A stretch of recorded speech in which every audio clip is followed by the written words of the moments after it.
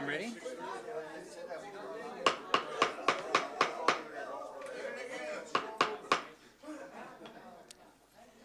Good evening, everyone. Thank you to the members of the public who have joined us today. I would like to acknowledge that we are holding this meeting on the traditional territory of Coast Salish First Nations and call our regular board meeting back to order. First item that we have to deal with is an approval of the agenda. Mr. Barry, you say there are no new items? Correct, Mr. Chair, no new items. So if the board has no new items, then a motion to adopt the agenda. Moved by Director Sebring, seconded by Director Kent. All in favor? Opposed? Motion carries. We have minutes from August 22nd. If there are no errors or omissions, a motion to adopt. Moved by Director Stone, seconded by Director Marsh. All in favor? Opposed? Motion carries. We can then move down to the public input period and welcome forward anyone who wishes to speak to an item on the agenda. Seeing no one coming forward at this time, we have two delegations that we will be very pleased to welcome forward. And first up is Jennifer Dorby, Cowichan Food Security Coalition, regarding the 2017 Food Security Report Card. Jennifer, please. And I see you have your contingent with you. We always see the Cowichan Green community folks in a massive group because they're so together.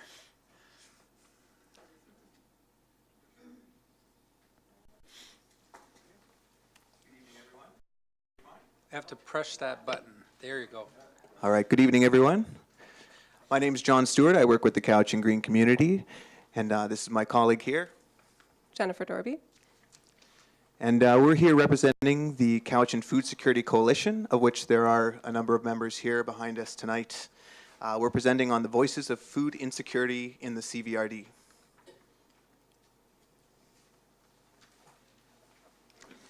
The Cowichan Food Security Coalition formed in 2007 with the purpose of highlighting food security issues in the Cowichan region.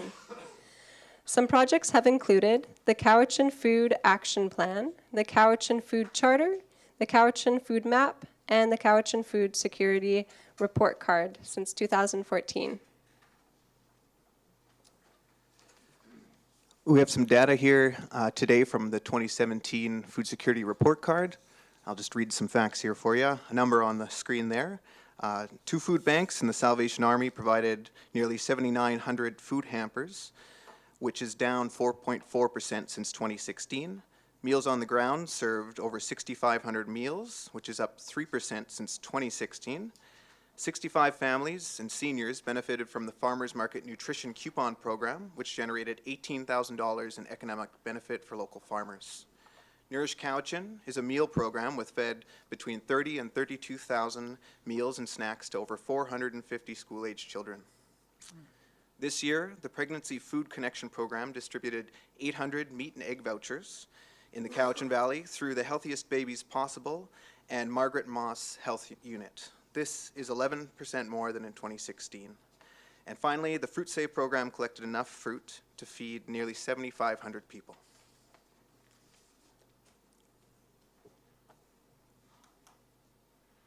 Nourish Cowichan helps school children reach their full potential by providing them with nutritious breakfasts.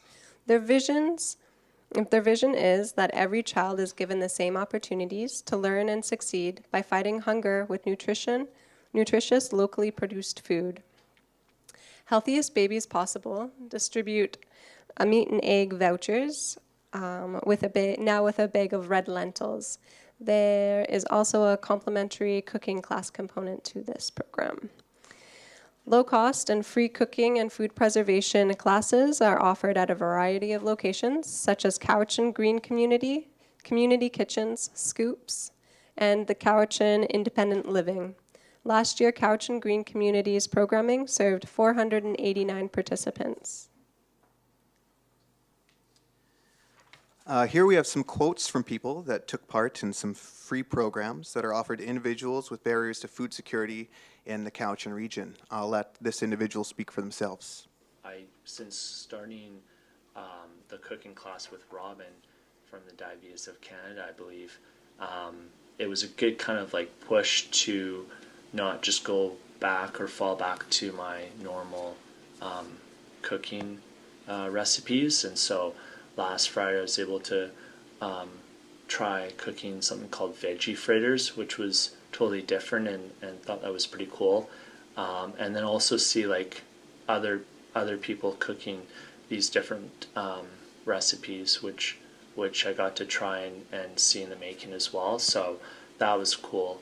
And since then I've cooked up my own veggie fritters back at the house for dinner one of these nights. So I've already kind of put that theory and then that action into place so far with just one cooking class. A couple of other testimonials that you can see up on the screen there. A coupon program recipient stated, "Being on the coupon program is a blessing and a great way to get out in the community. The farmers are exceptionally kind to us and don't look down on us." And a meat and egg program recipient stated, "I'm so grateful for the coupon program as it provides a comfortable way financially to find the best quality produce and other items that I feel safe feeding my daughter, and makes me feel great just knowing where my food comes from and knowing how fresh it is as well. I'm blessed to be a part of a community that offers such an amazing support for single mothers and people struggling such as myself." So we went to establishments where food insecurity was prevalent Since starting, and asked, "Where do you usually get your food?" since starting the cook. All right, so the questions that we asked were, where do you usually get your food? How often are you low on food, and how does this make you feel? Tell us a bit about your current housing. Rate your ability to cook, and what support would you need to cook more? So one individual, when we asked them, "Where do you usually get your food?" they replied, "The food bank." How often are you low on food, and how does it make you feel? They felt they do not get enough food to supplement themselves. They're not able to buy other foods as they struggle to pay for diabetic medication. We asked them to tell a bit about their current housing. They have accommodation with fruit trees but no internet, and they're open to trading grapes and other fruit for other food or help around the house. We asked them to rate their ability to cook. While he did not answer the question clearly, he did mention that he'd like to see more fresh fruit produce being offered at the food bank, like spinach, eggplant, jalapeno, Swiss cheese, onions, garlic, cauliflower, avocados, green beans, carrots. And I'm happy to say, as part of the food recovery project, we are dropping those sorts of items off for those recipients.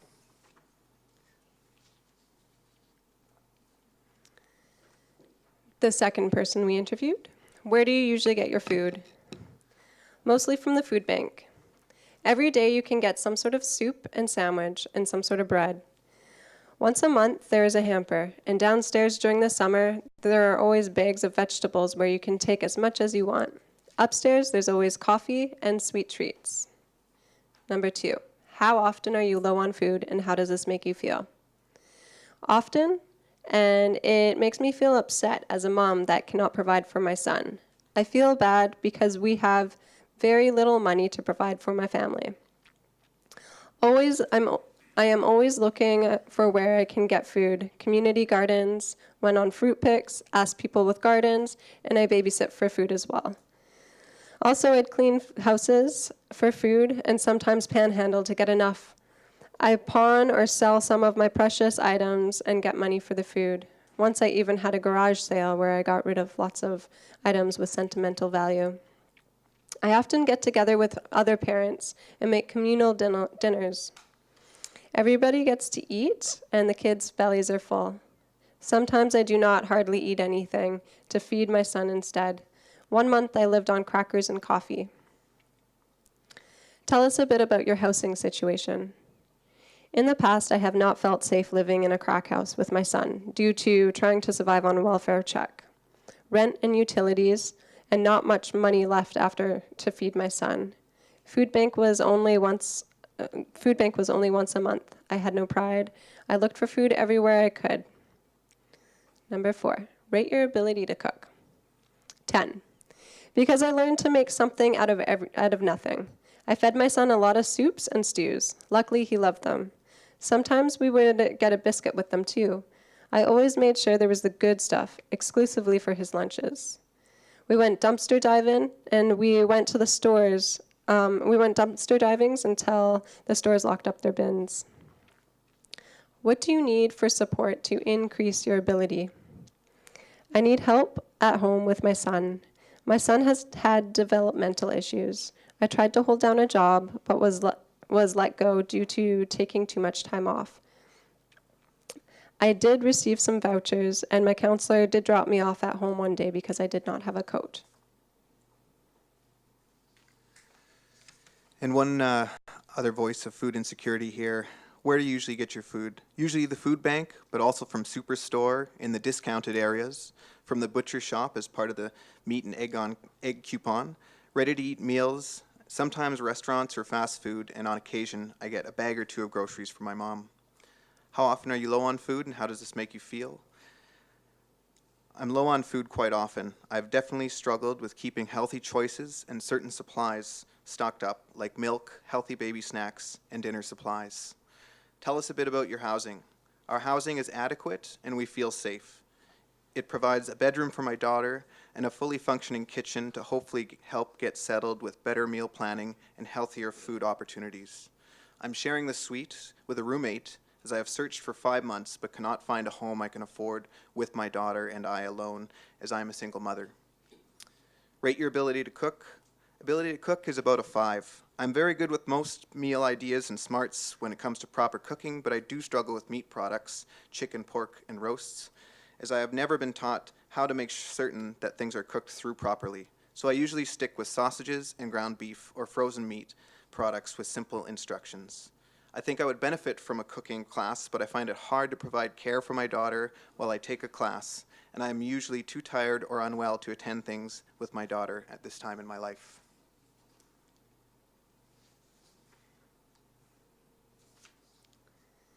Right, so last year our ask was to get assistance in getting help starting the food redistribution project. The Cowichan Valley Regional District Grants and Aid donated $40,000, allowing for the purchase of the new CGC van, which currently is on the road and redistributing recovered food. The van was purchased in July, and we've been utilizing it for 11 weeks now. So far, it's toured Cowichan 25 times, picking up produce from grocery stores. Okay, ready? 5, 4, 3, 2, 1. Thank you, CBRD!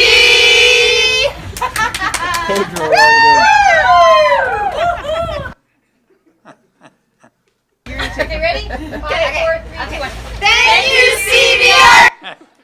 There we go. Yeah, one more. Yeah. We got enough of us.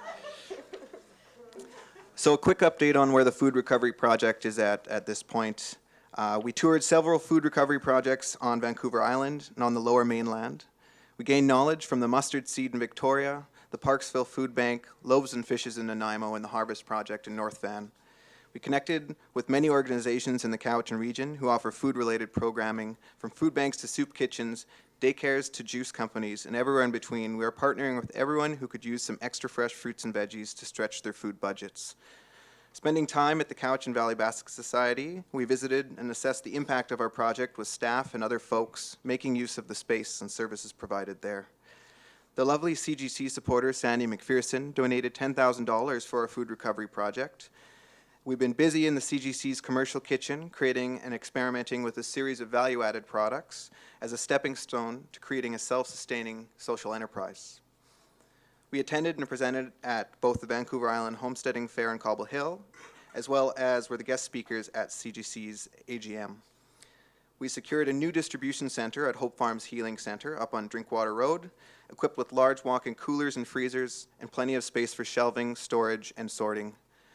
We've started a pilot project collecting from one store 1 day per week, and we're in the final stages awaiting a signed agreement to begin picking up at 2 stores 5 days a week. In the 16 weeks of a trial, we've recovered and redistributed over 13,000 pounds to people who need it.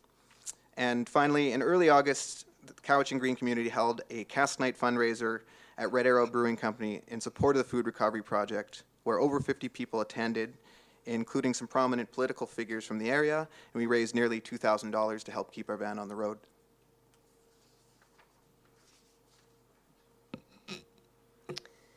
We have received funding for the past 4 years from Community Action Initiative and Nutrition Link, which are we are no longer eligible for funding.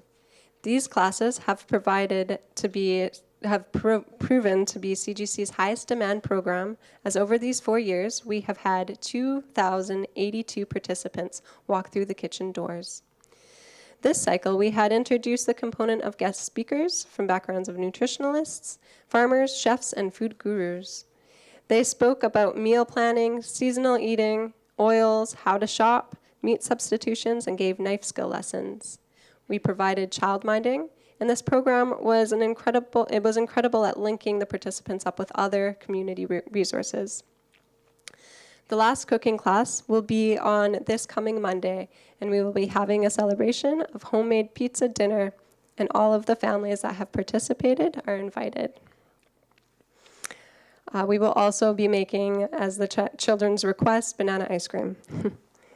These families are disappointed that the classes will no longer as this has been a safe haven to learn, connect with other community members, feel nourished each Monday, and learn valuable kitchen skills that brings families together and will positively affect future generations.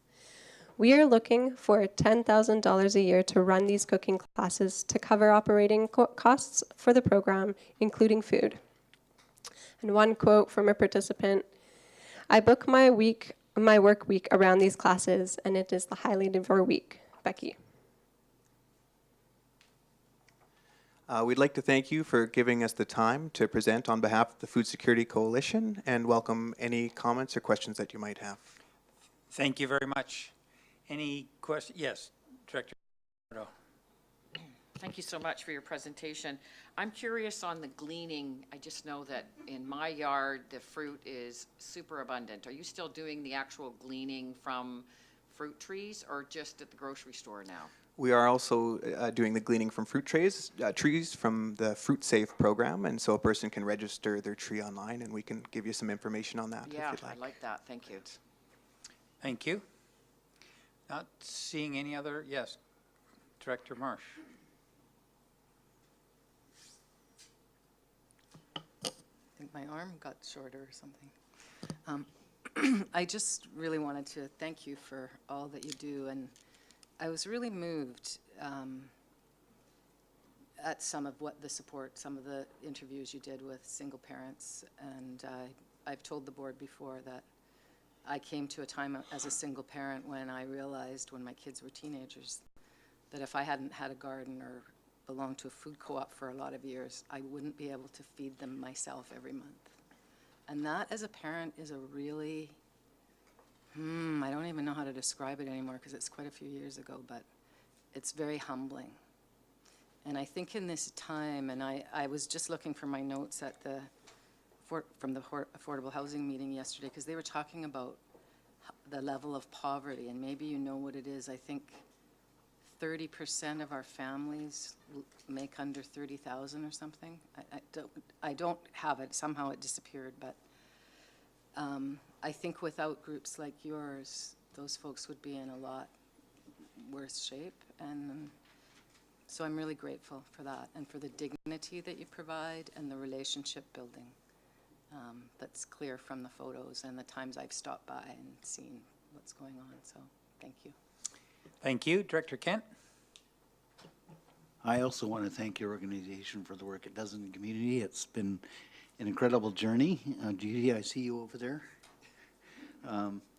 And I think that it takes a whole great number of volunteers to make this go. I was very heartened to hear that the food recovery program was now getting underway, and I was also grateful to hear that you're considering moving to a social enterprise model for it, because it will need to be sustained in some way, and I think that's an ideal model. And maybe when I have a bit more spare time, I might come and add some benefit to that if I can. So thank you for your work.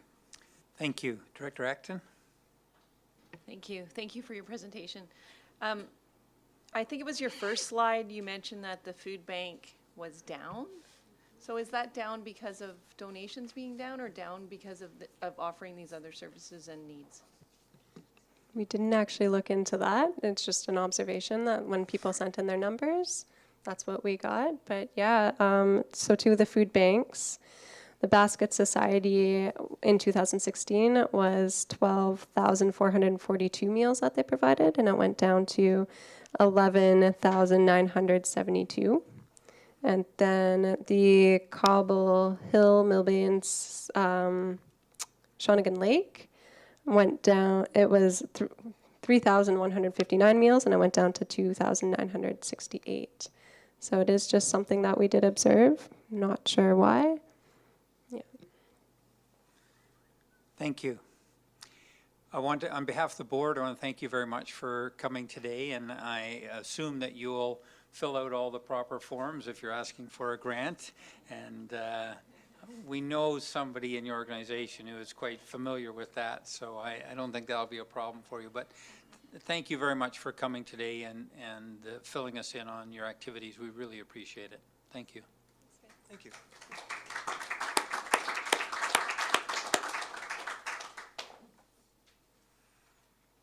Okay, with equally great pleasure, I would like to invite forward Bruce Fraser, President of the Shawnigan Basin Society. Thank you, Mr. Chairman. Interesting to follow food security with water security. Yes. Both extremely important parts of probably the same overall picture. So what I wanted to do is very briefly this evening give you an idea of the perspective from the Shawnigan Basin Society on the upcoming water referendum and what all of that means for us in the area. I think from the Society's perspective, it's important, the CVRD for Shawnigan is our local government. It's important that our local government has the capacity to join as an active partner with all of the others in the region and in the province and in the federal government in taking care of all of the issues surrounding the security of watersheds. So we hope that that takes place in due course, even though it may face some difficult criticism, as we all expect. We would like to see that capacity secured for the region. If it passes and an enabling function is established, it only allows the CVRD to become an active player. It doesn't convey the full jurisdiction across all the issues that surround water. So it's an enabling function, but we're still dealing with a wide variety of fragmented agencies. In Shawnigan, of course, they're extremely numerous. And the activities of each and the activities of the constituents of each add up to cumulative effects which nobody really has the opportunity to grasp.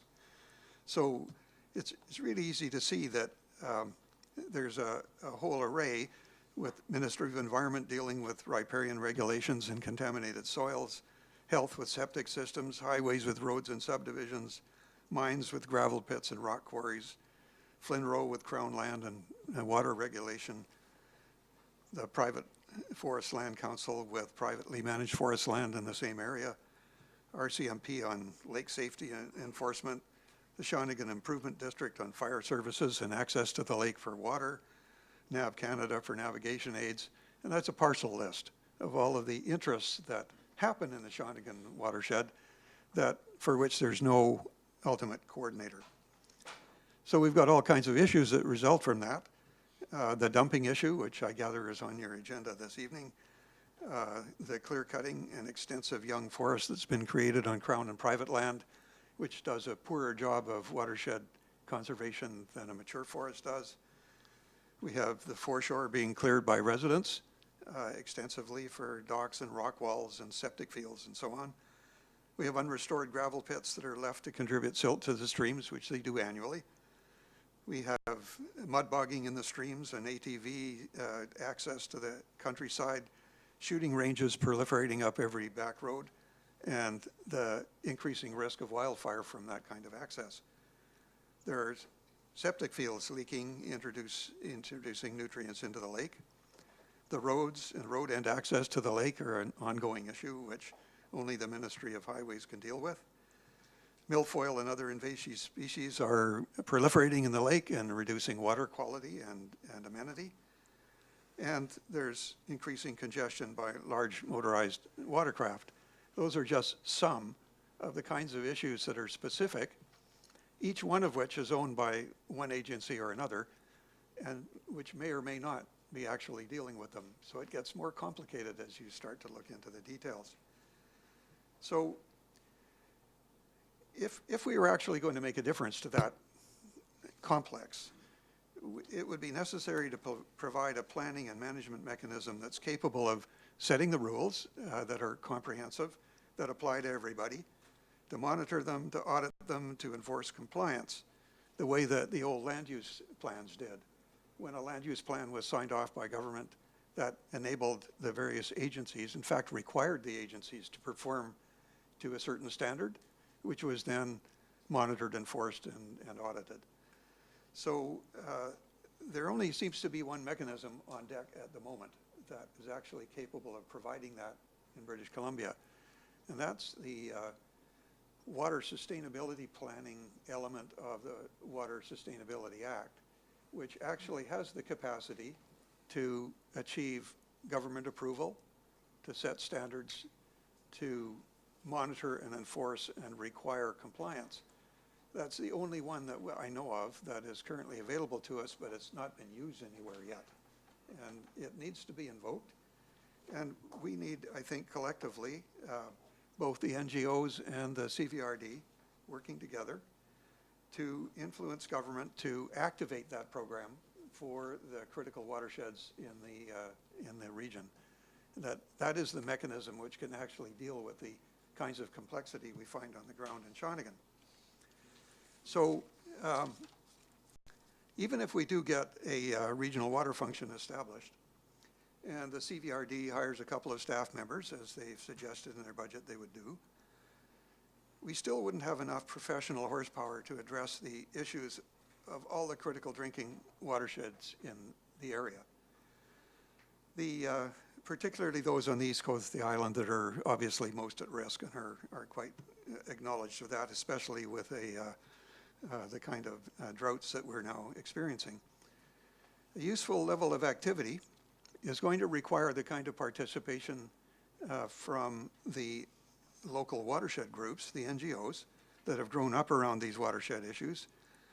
And in the same way that CVRD has formed this kind of external relationship with the green community, and how effective that can be when you have that kind of partnership working on the ground.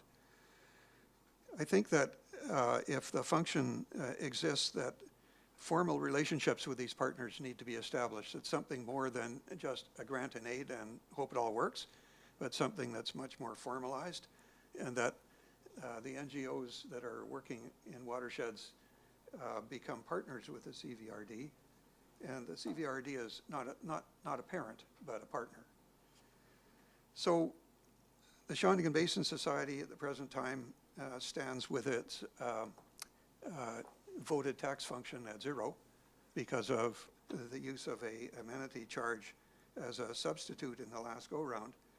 It needs to have that restored in the next budget year if we're actually still going to be able to function.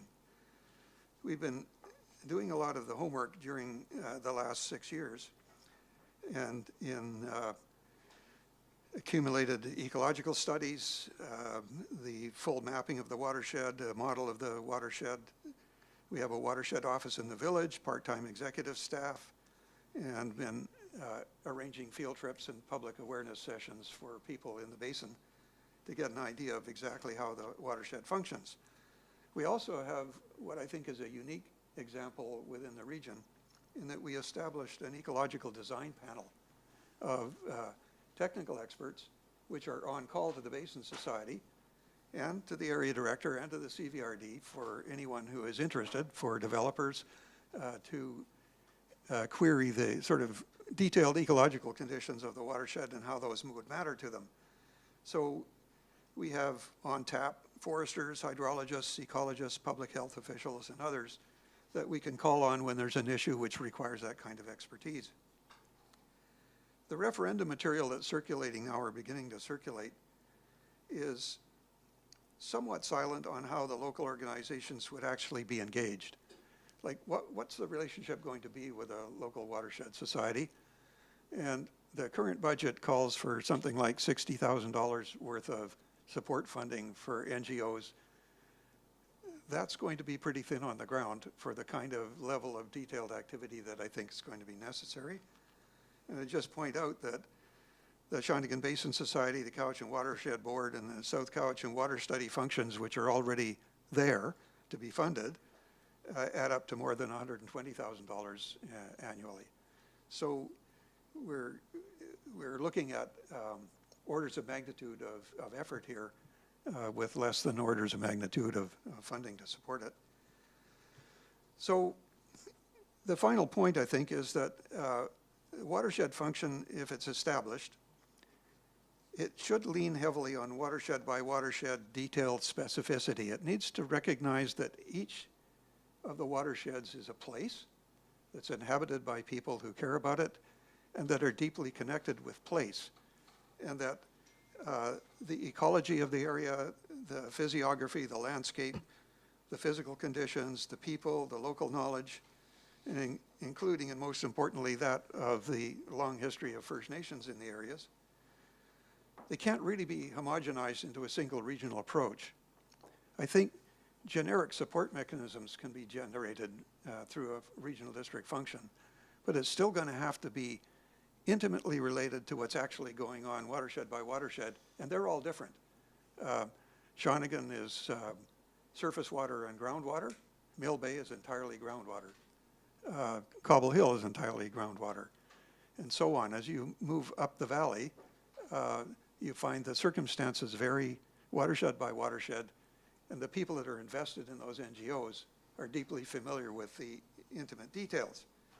So if there's a watershed sustainability plan developed for Shawnigan, we would hope that it would look at practical measures. And it was a good example tonight of the food security presentation, because it was completely about the practical measures. Collecting food, getting it to people, helping them cook it, helping them with nutrition and all of the issues that surround it. Those are intensely practical measures. That's what has to happen in the watersheds as well.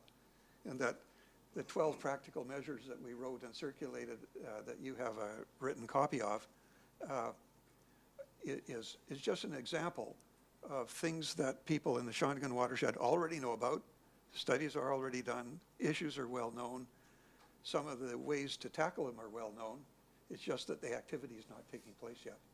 And that's what a watershed sustainability plan would help to start, and what we hope that the CVRD water regional function will help to promote.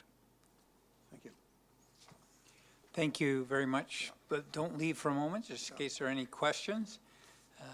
Are there any questions for Mr. Fraser? Yes, Director Marsh. Yes, thank you. Through you, Mr. Chair, to Mr. Fraser, thank you very much and for your plan that you included in the 12 points. And I'm curious to know a little bit more about how you see we could create this science-based, legally binding and enforceable watershed sustainability plan under the auspices of the Provincial Water Sustainability Act. Like, do you have connections at the province? Do you think this is something they're eager to help us do? On the Okanagan Basin Water Board site, there's a chart which shows what a water sustainability plan could achieve. But it is parallel to what was happening some years ago with the land use plans being created in British Columbia. What happened there, heavily based upon communications with NGOs and people in the region where a plan was happening. When that plan was completed, it was submitted to government, and where they were successful, it was signed off by a minister and by cabinet. At that point, it became enforceable. And what happened is that government departments, forestry in particular, was able to issue a whole bunch of requirements for old growth management areas, for riparian zones and so on, for wildlife management to the ministries and the industries that were involved. Those became the force of law, which could then be monitored by agencies, audited by the Forest Practices Board, enforced by the enforcement elements of the Forest Service, and sanctions brought to bear if enforcement was not leading to compliance.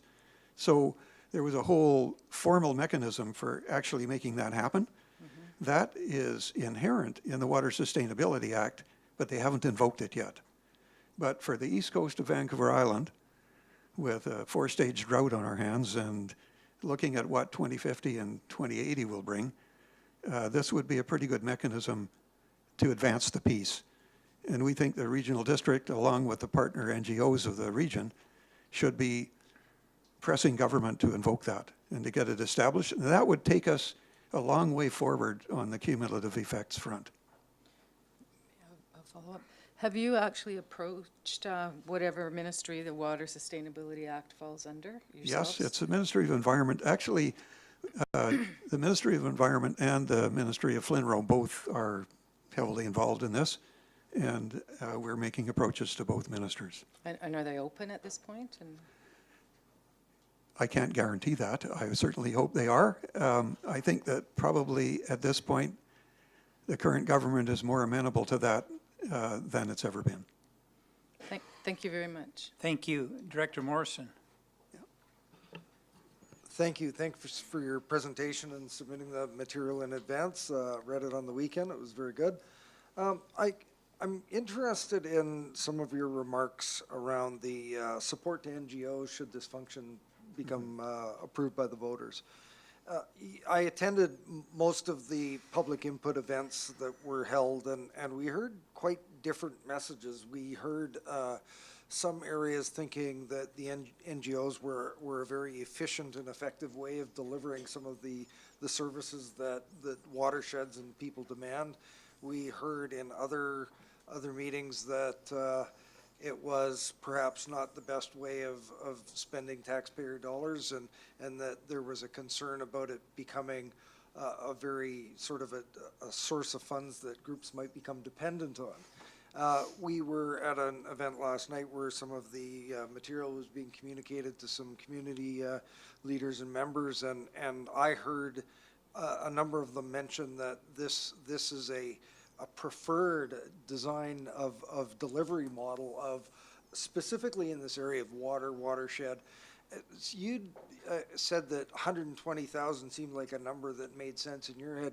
Could you sort of expand on what you could see this as being sort of a long-term view? Because in our exercise of coming to the number and the function and the question, there was a little give and take, and we had to come up with a number that the board finally authorized and came behind, and that figure is about 60,000.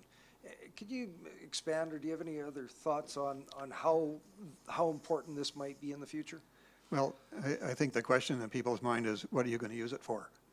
And what would actually make possible with the NGO partners?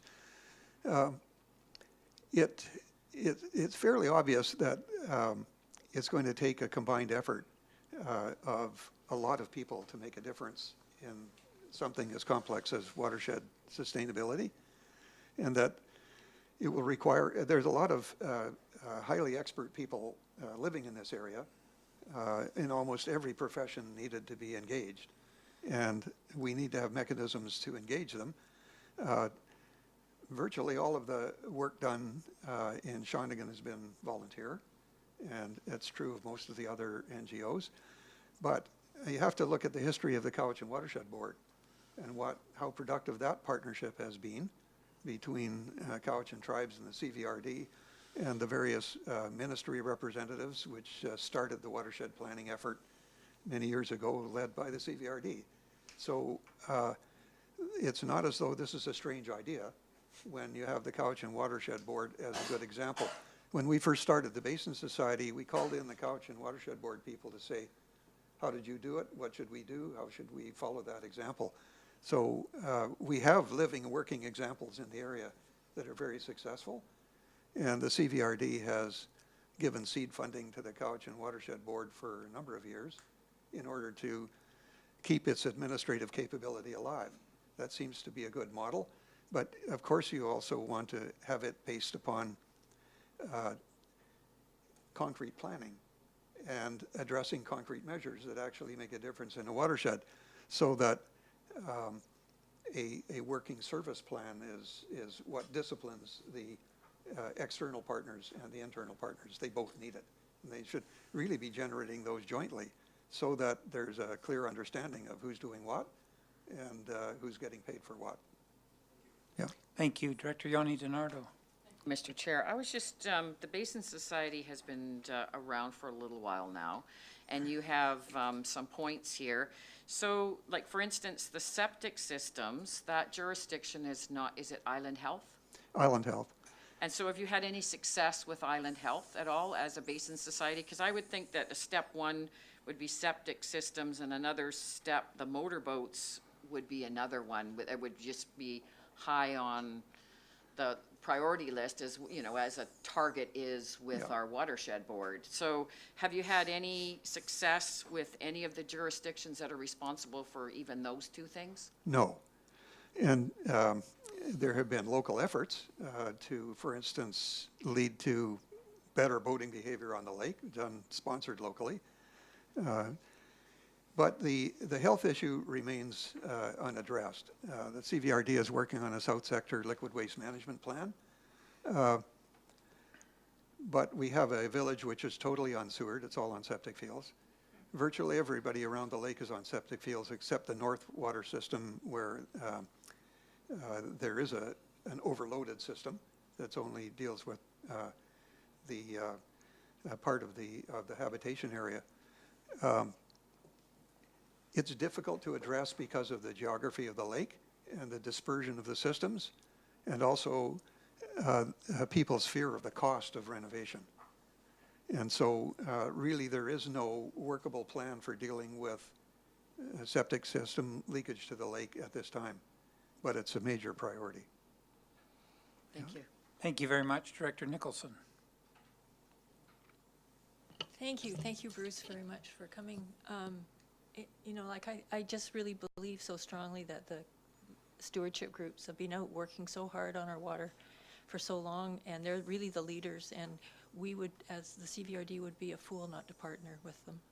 And I hope that that's the direction we're going, and that I recognize that if this service function passes, that the $750,000 is, you know, it's completely inadequate. But it's a start, so that's the main thing to get it started. And I also recognize that the most important thing we can be doing right now is to invest as much as possible in building the technical information base we need to develop good plans, because I agree, this water sustainability plans are going to have to be the way we go with these really critical condition watersheds like the Coxsila and the Shawnigan and the Cowichan. So, so I think that I'm hoping that's, if the service function moves forward, we build that capacity to deal with the watersheds that way. I am really curious about your ecological design panel, because I think that's a fabulous idea, and I'm wondering how you've used them so far and what they've done. Well, the idea was interesting, and then it was a takeoff from civic design panels that were used by cities across North America, and in fact across the world, where they brought in architects and designers and so forth to pass judgment on major development projects in cities. We thought that you could take that idea and apply it to the technical issues in watersheds. So one of our technical members, for instance, is Craig Sutherland, who you're familiar with, having worked extensively on the hydrology of the Cowichan River and in many others. So when we were discussing what the implications of climate change would be on the hydrology of the Shawnigan Basin, we brought Craig in to talk about that from his experience as a practicing hydrologist. So that's the way we would use them. And one of our members is one of the foresters who was involved in promulgating the Forest and Range Practices Act, which had all the requirements of how land use planning bled through to regulation. And so when it comes time to do that kind of work, we have people who've actually been that route before. So it's good to be able to bring them, and they're all resident. They're resident in our area already, so, yeah. We have a powerful community. I know that. Yeah. That actually, I think that's a great idea because when we move to this one OCP thing for the electoral areas, Mr. Blackwell, we should maybe consider instead of having, consider in our APC kind of advisory group functions, doing it more generally by topic areas because we have some really good design building people too, and like we really need to get more expertise, I think, into the planning advisory function. Right. A couple of meetings ago, Tom Rutherford was up at the microphone talking about how important it was to take the kinds of initiatives that the board is now trying to take. And Tom and I have had conversations since then, and what's emerging out of that is an attempt to form a coalition amongst the NGOs of the region so that those people of like mind who would like to see this effort escalate are helping collectively to promote it and to provide the horsepower to actually do something with it. So there's an opportunity, I think, emerging very quickly now, as with the referendum being the catalyst for the discussions, for the kind of coming together of groups and official government bodies that can actually move this forward. And I think that's going to, it's an opportunity which won't last forever, but I think the time is right for us to jump on it. Thank you. Director Acton. Thank you, Mr. Chair. Thank you, Bruce. Well, mine was around the ecological design panel as well. I didn't realize it was a resource for the director. So is it something that's in existence, and does planning know about this group? We've had it in existence for about 5 years. It's a resource for the director. Yes, and we would be more than happy to provide access to any one of the members to a director or any director. Thank you. Director Dory. Thank you. I'll pass on my question and just like to thank Bruce for all of the professional and insightful things that you brought to the table and the efforts you've made over the years in whatever realm you operated in. So thank you, Bruce. You've done a great job.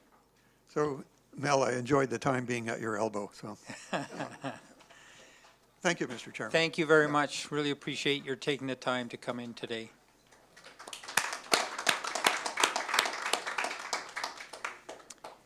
Okay, we can move on down to committee and commission reports, and the first up is Director Morrison for Electoral Area Services Committee. We just want to wait just a moment, I think.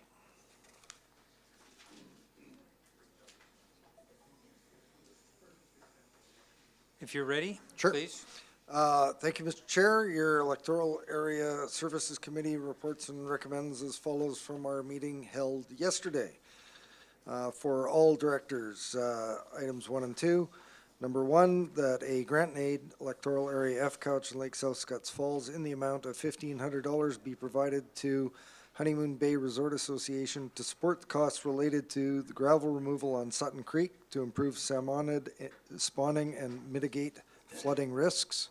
2, that the Ministry of Transportation Infrastructure be requested to cancel permit to construct number 01-001-23841 pertaining to the construction and maintenance of a pedestrian trail, Kingscote Heritage Trail, along the undeveloped right-of-way portion of Ordano Road. And I move those 2 items. Thank you. Seconded by Director Yanni DiNardo. Any question? All in favor and opposed? Motion carries.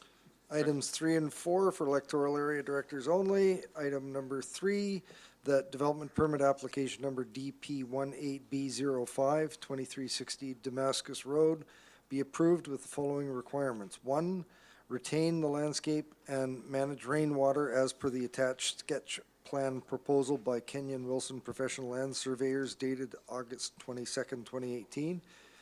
2, that all invasive species and plant road frontage and disturbed areas with drought. Let's try that again. Remove all invasive species and plant road frontage and disturbed areas with drought-tolerant native trees and other species as per the Grow Me Instead brochure from bcinvasives.ca. And 3, that the general manager of land use services be authorized to permit minor revisions.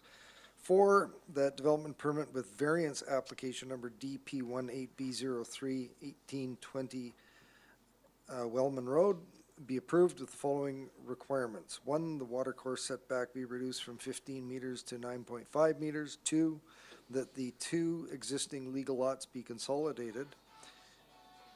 And a riparian enhancement plan be provided in accordance with the RAR assessment report. And 3, that the general manager of land use services be authorized to permit minor revisions. And I move those items. Thank you. Seconded by Director Marcotte. Any question on these? All in favor and opposed? Unopposed, the motion carries. That concludes my report. Thank you, Director Morrison. We can move to the Corporate Services Committee. Director Day on a separate sheet. Thank you, Mr. Chair. Your Corporate Services Committee reports and recommends that the operating reserve fund policy be approved. And number 2, that the 2018 budget for Function 520 Solid Waste be amended to, number 1, increase transfer from capital reserve by $75,000, and number 2, increase vehicles and machinery capital expenditures by $75,000. Number 3, that the 2018 budget for Function 805 Arbutus Mountain Estate Sewer be amended to, number 1, increase long-term debt by $153,855, and number 2, increase contribution to third-party capital by $153,855. Item 4, that the 2018 budget for Function 350 Fire Protection North Oyster be amended as follows. Number 1, increase capital building expense by $285,000. Number 2, increase transfer from operating reserve by $200,000. And number 3, increase short-term borrowing by $85,000. And that is my report. Thank you. That's seconded by Director Marcotte. Any question on this? All in favor and opposed? None opposed. The motion carries. Thank you, Director Day. We can move down to staff reports. Mr. Berry. Thank you, Mr. Chair. The first staff report from the Engineering Services Department regarding the Arbutus Mountain Estate Sewer System, Save-On Septic Claim. And the purpose of the report is to introduce this loan authorization bylaw, which is later in your agenda, and this just provides some background. Thank you. Are there any questions at this point? Seeing none. In SR2, our CAO has a verbal report regarding the 2019 budget calendar. Thank you. Mr. Carruthers. Thank you, Mr. Chair. We're bringing this forward to the board for basically reconsideration of the budget calendar for 2019. If you recall back in April, staff and the board had a conversation around a proposed calendar to pull the 2019 budget together. At the end of the day, the board landed on attempting to maintain the current budget cycle that we had that results in our annual or our 5-year financial plan bylaw being adopted in December of every year. However, as you know, we have an election coming on October 20th, and staff are foreseeing some potential implications of attempting to table a draft budget at the end of September, early October, and the associated public meetings while we are right in the middle of obviously campaigning for the election, but also a fairly aggressive public information campaign for 2 referendum questions that will be on the ballot. So it's staff's recommendation that the board reconsider adjusting the 2019 budget calendar. You've got a revised calendar in front of you that would see us table the draft budget with the new board after the election, following the election, and having the subsequent public meetings and public engagement follow that, anticipating the new board potentially adopting the budget in and around January or February of 2019. Following that, we would be proposing to go back to our original cycle of developing the budget through the summer and the early fall, with the goal of having the financial plan bylaw adopted in December of the subsequent year. So this is just to accommodate the early election, the move to an October election, and we put that in front of the board for its consideration. Director Morrison? Well, I was going to move, if you're looking for a resolution, that the budget calendar be revised as reflected in attachment A. Thank you, and that was seconded by Director Stone. Any question on this? All in favor? And opposed? None opposed, motion carries. Thank you, Mr. Crothers. Thank you. We can move down to bylaws. Mr. Berry. Yes, the first set for all directors, bylaw 4230, solid waste management charges amendment, first three readings. Moved by Director Day, seconded by Director Sebring. Any question? All in favor? And opposed, motion carries. And bylaw 4230 for adoption. Moved by Director Stone, seconded by Director Kent. All in favor and opposed, motion carries. Bylaw 4233, Arbutus Mountain Estate Sewer System Loan Authorization Bylaw, first three readings. Moved by Director Yanni DiNardo, seconded by Director Kuhn. Any question? All in favor and opposed, motion carries. The next set of bylaws, electoral area directors only. Bylaw 4118, Cannabis Regulations, South Cowichan Zoning Amendment, third reading. Moved by Director Clement, seconded by Director Marcotte. Any question? All in favor? Opposed? Motion carries. Bylaw 4119, Area B, Cannabis Regulations, Zoning Amendment, third reading. Moved by Director Yanni DiNardo, seconded by Director Marcotte. Any question? All in favor? Opposed? Motion carries. Bylaw 4120, Area D, Zoning Amendment, Cannabis Regulations, third reading. Moved by Director Yanni DiNardo, seconded by Director Clement. All in favor? Opposed? Motion carries. Bylaw, Mr. Chair. Yes, Director Dory. Yes. Looking through the bylaws, they're all A, B, C, D, E, F, G, whatever, except there isn't any A. Where's the A? South Cowichan. It's South Cowichan. just the South Cowichan one does the A? It doesn't have to be. A and C. Yeah. A and C. Director Morrison? It's A and C are Yeah. covered by South Cowichan. Yeah, okay. Thank you. Mr. Berry? Bylaw 4121, Area E, Zoning Amendment, Cannabis Regulations, third reading. Moved by Director Nicholson, seconded by Director Morrison. Any question? All in favor? Opposed? Motion carries. Bylaw 4122, Area F, Zoning Amendment, Cannabis Regulations, third reading. Moved by Director Morrison, seconded by Director Clement. Any question? All in favor? Opposed? Motion carries. 4123, Area G, Zoning Amendment, Cannabis Regulations, third reading. Moved by Director Dory, seconded by Director Morrison. All in favor? Opposed? Motion carries. 4124, Area H, Zoning Amendment, Cannabis Regulations, third reading. Moved by Director Clement, seconded by Director Yanni DiNardo. All in favor? Opposed? Motion carries.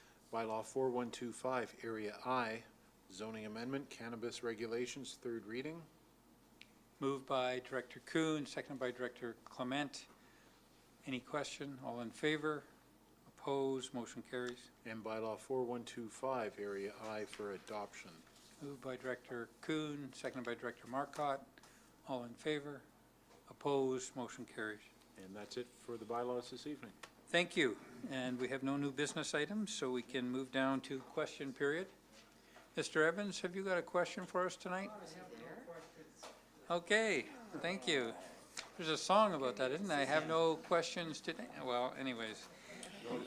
We can move to, no singing allowed. Okay, motion to adjourn. Director Marcotte and seconded by Director Day. All in favor? Opposed? Motion carries. Thank you. That's pretty quick, Mr. Chair.